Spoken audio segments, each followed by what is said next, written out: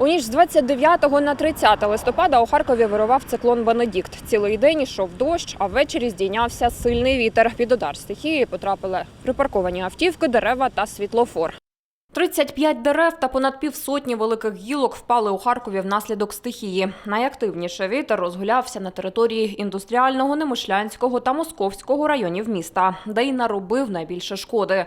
Так, у кожному з цих районів впало по 8-10 дерев. Фото та відео наслідків негоди напередодні харків'яни публікували у соцмережах. Ой-ой-ой, як опасно. Просто на Сумській від сильного пориву вітру не втримався світлофор та завалився на проїжджу частину. А в районі Палацу спорту внутрішньоквартальну дорогу перекрило зламане дерево. Ще одне впало на вулиці Плитковій. Втім, ще більше не пощастило власнику цієї припаркованої автівки.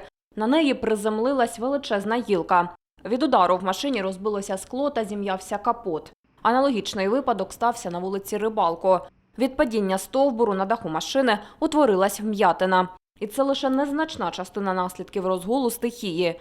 Допомагати комунальникам ліквідувати їх довелося навіть надзвичайникам.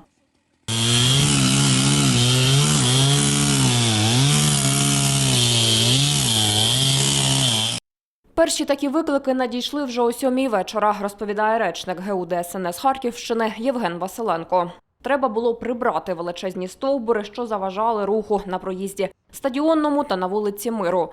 Згодом дерева знімали з трамвайної колії та лінії електропередач на вулиці Хабарова. А о 10-й вечора рятувальники прибирали зірвані поривами вітру покрівельні металеві листи з даху 12-поверхівки. Вітер вирував усю ніч, тож допомога надзвичайників знадобилась і о 6-й ранку.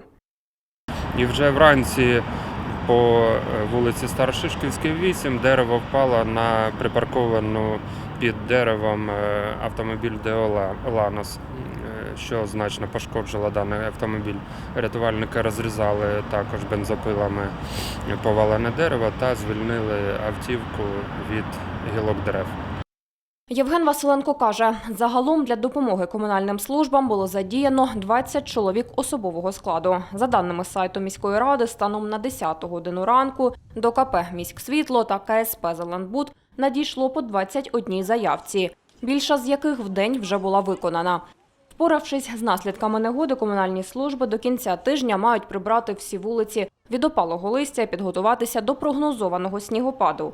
Перший невеличкий сніг, за даними регіонального гідрометцентру, очікується вже завтра. Христина Асика, Ярослав Василенко, агентство телевидения «Новости».